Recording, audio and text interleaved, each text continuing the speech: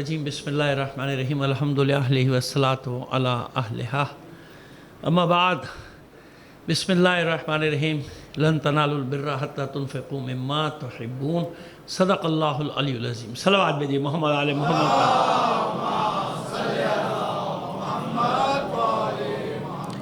اذان محترم، خطاب اور کلام دونوں کا کہا گیا ہے. اب خطاب جب شروع کروں گا تو 1 گھنٹے سے کم کا نہیں ہوگا. کلام کم پڑھ دیں گے، 1.5-2 گھنٹے کا پڑھ دیں گے، اس میں یہ ہوگا. اب کھسکنا نہ شروع ہو جائیے گا. ایک بار صلوات بھیجئے محمد آل محمد.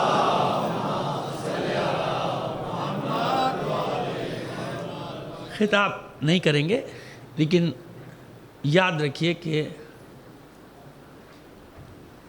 افضل آیات یوم غدیر خمن، کس کا فرمان ہے؟ یہ امام جعفر صادق علیہ السلام.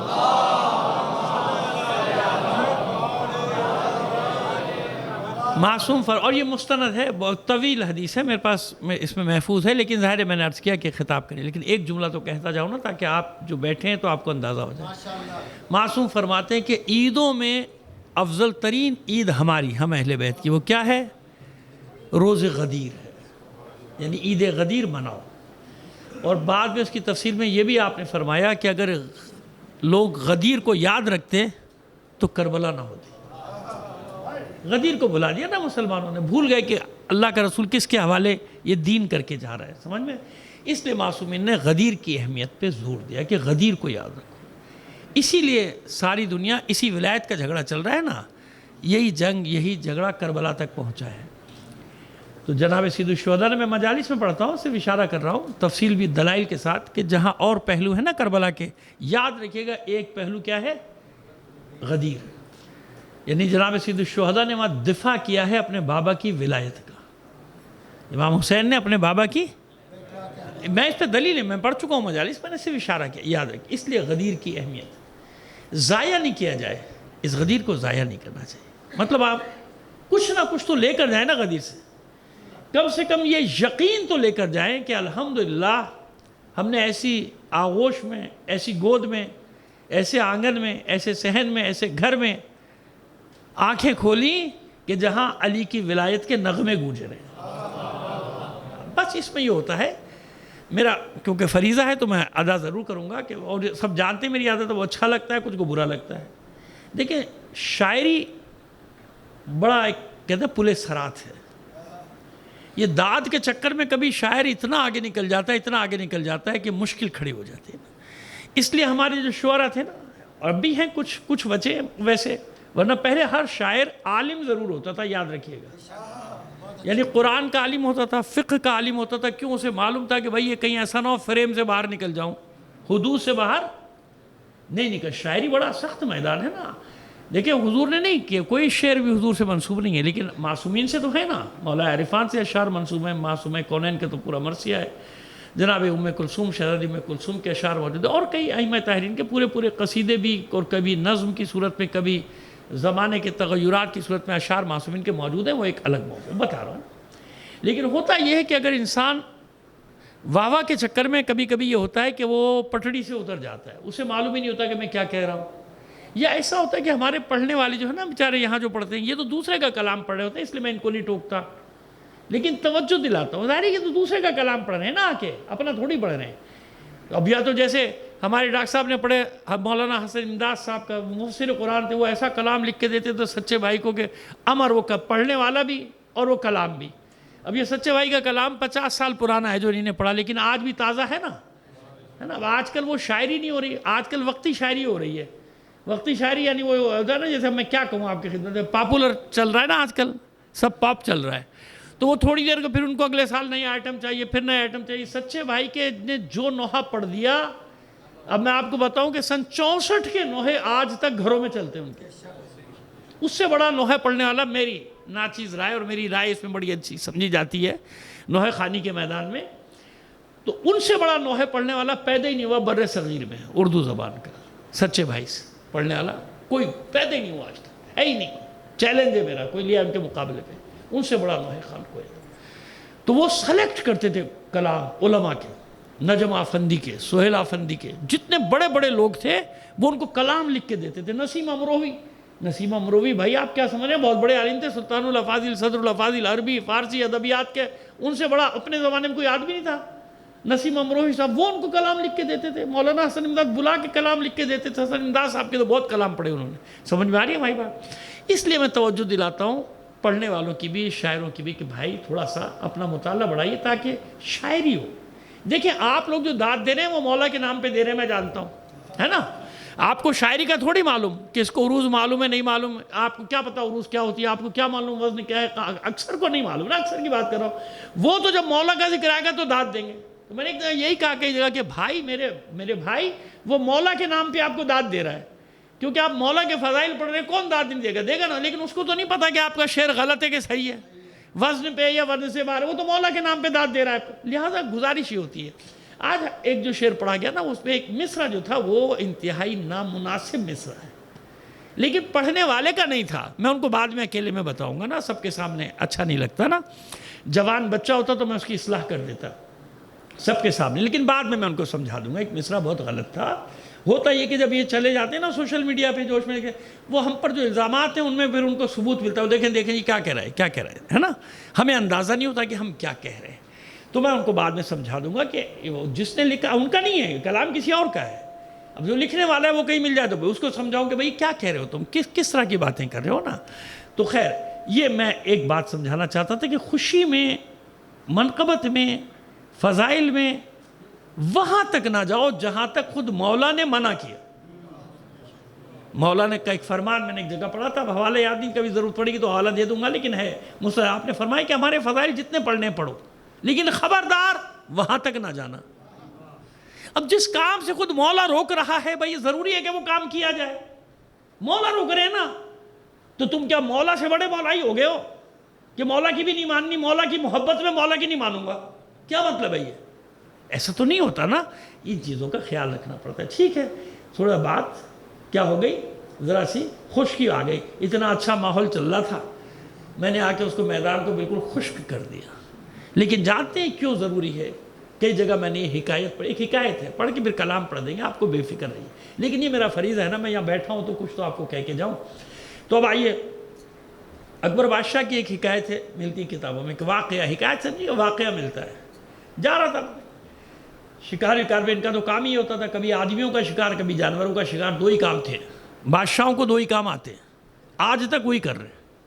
یا جانوروں کا شکار کرتے ہیں، اس سے فارغ ہو جاتے ہیں، تو انسانوں کا شکار کرتے ہیں، ان کو پکڑنا شروع، ان کو مارنا شروع کر دیتے ہیں. یہ دو خپت ہوتے ہیں ان بادشاہوں کو.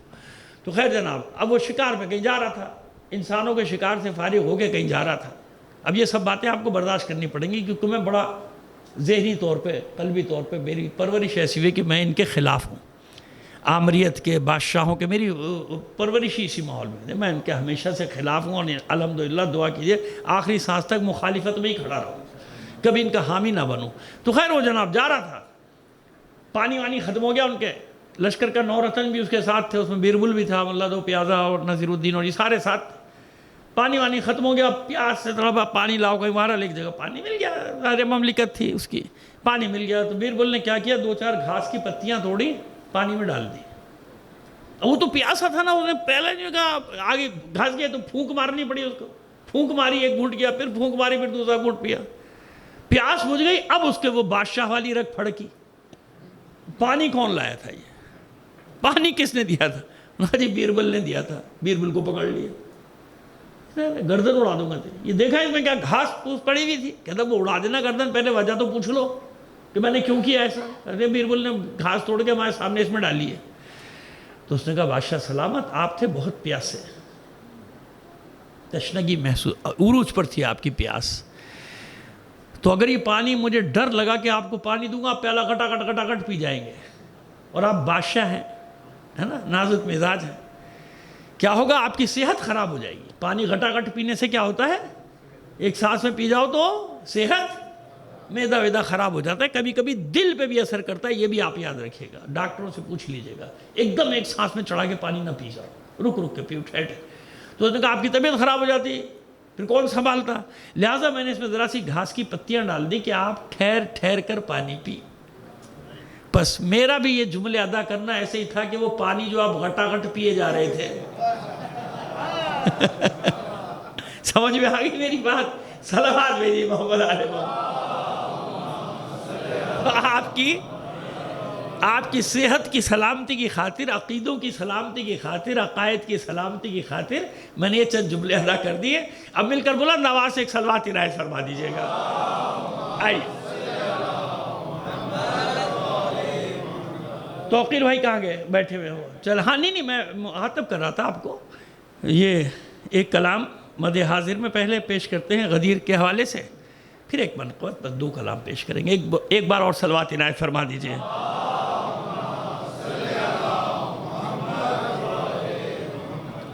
سارے چھوڑ گئے بھائی؟ اچھا سامنے آگئے، چلیں اچھی بات ہے۔ ایک پیش کرتا ہوں میں۔ جلوہ نما ولایت حیدر غدیر میں، جلوہ نما ولایت حیدر غدیر میں، جلوہ نما ولایت حیدر غدیر میں،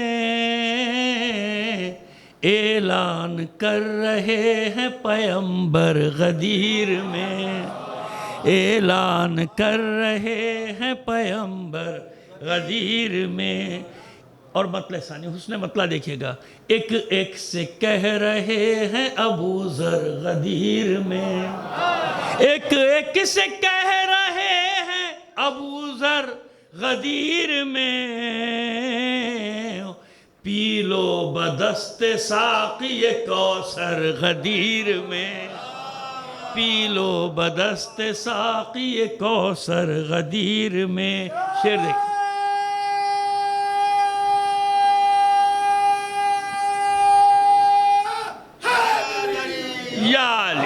شعر دیکھیے گا سرکار۔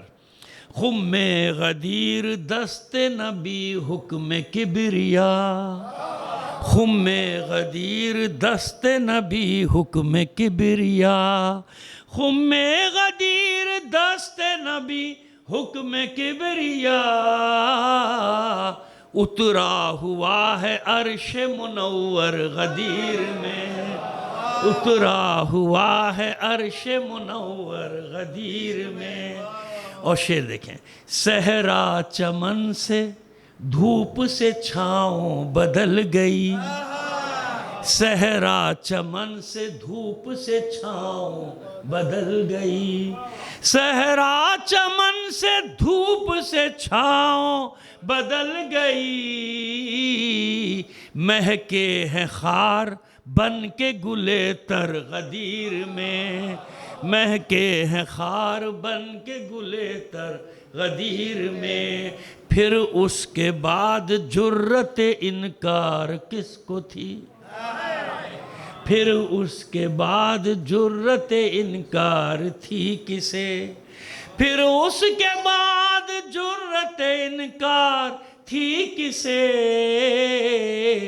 آیا جو آسمان سے پتھر، پھر اس کے بعد جرت انکار تھی کسے، آیا جو آسمان سے پتھر غدیر میں۔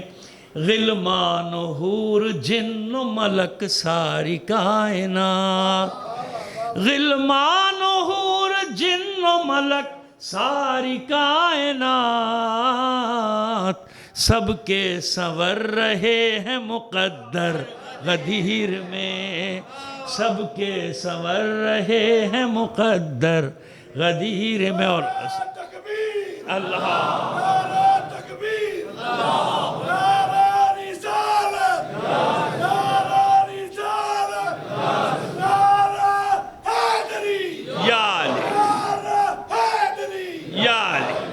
مقطع اس منقبت کا، اس کی بلندیوں کا ظفر کیا بیاں کروں، اس کی بلندیوں کا ظفر کیا بیاں کروں، اس کی بلندیوں کا ظفر کیا بیاں کروں، پالان کا سجا تھا جو منبر غدیر میں، پالان کا سجا تھا جو منبر غدیر میں. صلوات دے دیجئے محمد علی محمد. اب یہ جو منقبت پیش کر رہے ہیں یہ اسی فرش ولا کے نام ہے, آپ کے نام ہے. دیکھیں یہاں پہ مانگ یہاں سب خدا سے ملتا ہے, یہاں پہ مانگ یہاں سب خدا سے ملتا ہے, یہاں پہ مانگ یہاں سب خدا سے ملتا ہے, ولا کا فرش ہے عرش اولا سے ملتا ہے, ولا کا فرش ہے عرش اولا سے ملتا ہے,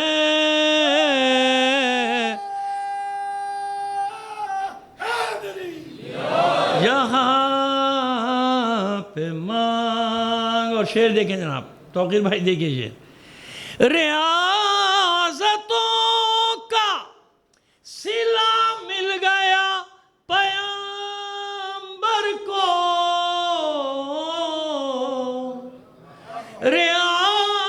ریاضتوں کا صلہ مل گیا پیغمبر کو,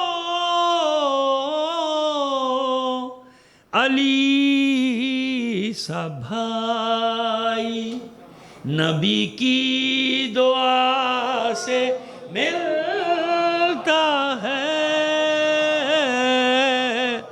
علی سا بھائی نبی کی دعا سے ملتا ہے, یہاں پہ مانگ. اس شعر کی داد چاہیں گے آپ سے. جو نور ساتھ رہا عرش پر محمد کے, دوسرا مصرع دیکھیے گا سرکار. جو نور ساتھ رہا عرش پر محمد کے, وہ نور کعبے میں پھر مصطفیٰ سے ملتا ہے, وہ نور. اللہ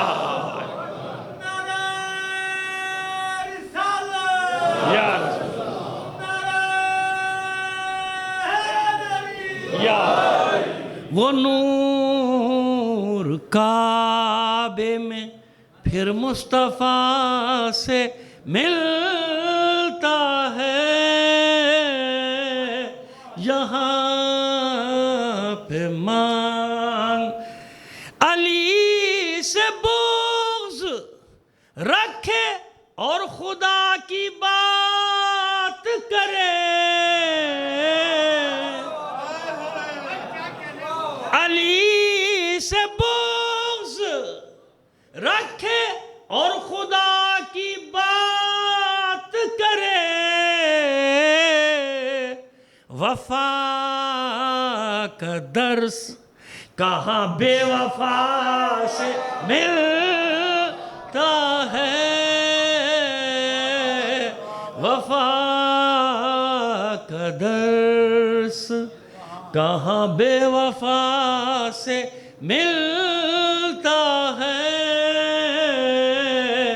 یہاں پہ مانگ. اور شاعری میں ایک اصطلاح استعمال ہوتی ہے تعالی. جب شاعر اپنی تعریف کرتا ہے اس کہتے ہیں تعالی کر رہا ہے. تو میں نے بھی تعالی کی, لیکن مصرع دوسرا سمجھا دے گا کہ کیوں کی ہے. کوئی سوال ہو ہم لاجواب ہوتے نہیں, بجا جائی. کوئی سوال ہو ہم لاجواب ہوتے نہیں. ہمارا سلسلہ مشکل کشا سے ملتا ہے. ہمارا سلسلہ مشکل کشا سے ملتا ہے.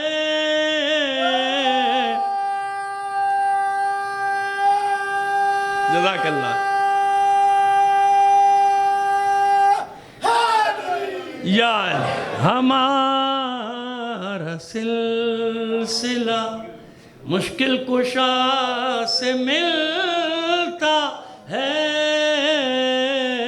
یہاں پہ مانگ. اور اس شعر میں بھی تالی ہے، لیکن یہ بتا دیں کہ مصرع طرح تھا، اسی میں مصرع لگایا تھا میں نے. اب سنیے. سخنوری میں مقابل نہیں کوئی اپنا. سخنوری میں مقابل نہیں کوئی اپنا. ہمیں خیال سخن مرتضیٰ سے ملتا ہے. ہمیں خیال سخن مرتضیٰ سے ملتا ہے. اور وہ ہمارے یہاں کیا بتائیں، وہ خشک مقدس بھی آ گئے نا بہت سارے، ان کو بھی شامل کر کے یہ شعر کہہ رہا ہوں. شعر دیکھیے آپ. بس ایک بار ذرا پی کے دیکھ جام ولا. عشق علی کا نہ ہونا تو زبان پھیکی، علم پھیکا، سب پھیکا. کتنا ہی پڑھ لے گدھے پر کتابیں لادنے کے برابر ہے. عشق سے اگر سینہ خالی ہے اہل بیت یا بس ایک بار ذرا پی کے دیکھ جام ولا. خبر نہیں تجھے کیا کیا خدا سے ملتا ہے. خبر نہیں تجھے کیا کیا خدا سے ملتا ہے. یہاں پہ مانگ. آپ خاک شفا رکھتے ہیں نا کفن میں، دیکھیے شعر سماعت فرمائیے. شفا عطا ہو یہاں اور کفن میں کام اور لحد میں کام آئے. شفا عطا ہو یہاں اور لحد میں کام آئے. ظفر یہ فخر بھی خاک شفا سے ملتا ہے. ظفر یہ فخر بھی خاک شفا سے ملتا ہے. یہاں پہ مانگ یہاں سب خدا سے ملتا ہے. ولا کا فرش ہے عرش اولا سے ملتا ہے. صلوات دیجیے محمد آل محمد. میرے ساتھ مل کر اس آیہ شریفہ کی آیہ کریمہ کی 5 بار تلاوت کیجئے گا. بسم اللہ الرحمن الرحیم. امن یجیب المضطر اذا دعاہ ویکشف السوء أَمَّن يُجِيبُ الْمُضْطَرَّ إِذَا دَعَاهُ وَيَكْشِفُ السُّوءَ أَمَّن يُجِيبُ الْمُضْطَرَّ إِذَا دَعَاهُ وَيَكْشِفُ السُّوءَ أَمَّن يُجِيبُ الْمُضْطَرَّ إِذَا دَعَاهُ وَيَكْشِفُ السُّوءَ أَمَّن يُجِيبُ الْمُضْطَرَّ إِذَا دَعَاهُ وَيَكْشِفُ السُّوءَ بارلا بحق محمد و آل محمد ہماری اس قلیل عبادت کو قبول فرما لے معبود جیسے عید غدیر منانے کا حق ہے ویسے تو نہ منا سکے لیکن کوشش کی ہم سب نے مل کے کہ اس خوشی میں شریک ہو جائیں جسے معصومین نے عید کا دن قرار دیا بار الہ ہماری اس عبادت کو اپنی بارگاہ میں قبولیت کا شرف عطا فرما دنیا میں جہاں کہیں بھی مومنین ان کی جان و مال عزت و آبرو کی حفاظت فرما عزاداران حسین کو اپنے حفظ و امان میں رکھ جو مومنین عزادار ہونے کے جرم میں شہید کر دیے گئے انہیں شہدائے کربلا کے ساتھ محشور فرما جو بیمار ہیں بے حق بیمار کربلا ان سب کو صحت کاملہ و عاجلہ عطا فرما جو اسیر ہیں لاپتہ ہیں بے حق اسیران کربلا جلد از جلد ان کو قید سے رہائی عطا فرما بار الہ ہم اس قابل نہیں ہیں اس قابل بنا دے جب تیری آخری حجت کا ظہور ہو ہم اس کے ادنا سے سپاہیوں میں شامل ہو سکیں معبود تمام مومنین کی جائز حاجتوں کو پورا فرما دے خاص طور پر جو بے روزگار ہیں انہیں روزگار دے دے جو بے اولاد ہیں انہیں اولاد نرینہ عطا فرما دے جو برسر روزگار ہیں ان کے رزق حلال میں برکت عطا فرما جو تجارت میں مشغول ہیں بار الہ ان کی حلال تجارت میں روز افزوں ترقی فرما بار الہ جن بچیوں نے امتحانات دیے ہیں ظاہر امتحانات کا زمانہ ہے ہر طرح کے امتحان ہو رہے ہیں ہم لوگوں کے پروردگار ان بچیوں کو دنیا اور آخرت کے امتحانات میں کامیابی اور سرخروئی عطا فرما بار الہ جہاں کہیں بھی مومنین باطل قوتوں سے برسر پیکار ہیں مومنین کو فتح و نصرت عطا فرما دشمنان اسلام دشمنان اہل بیت کو شکست فاش سے دوچار معبود ہمارے ملک کی حفاظت فرما ہماری سرحدوں کی حفاظت فرما جن کے ہاتھ میں اختیار و اقتدار ہے انہیں صحیح وقت پہ صحیح فیصلے کرنے کی توفیق دے دے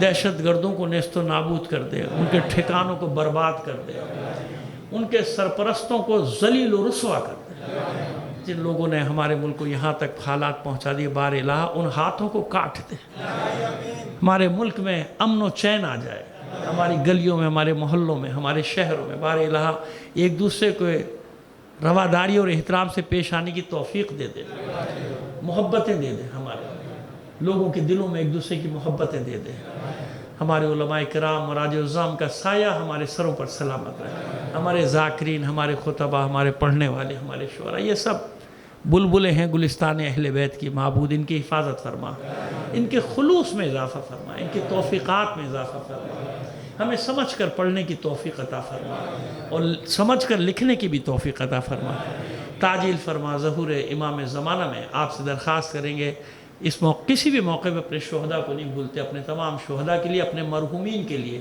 اور میری سگی خالزاد بہن کا آج کراچی میں انتقال ہو گیا صبح درخواست کروں گا ان سب کو شامل کر کے ایک بار سورہ فاتحہ 3 بار سورہ توحید پڑھ کر بخش دیجیے گا بسم اللہ الرحمن الرحیم الحمدللہ رب العالمین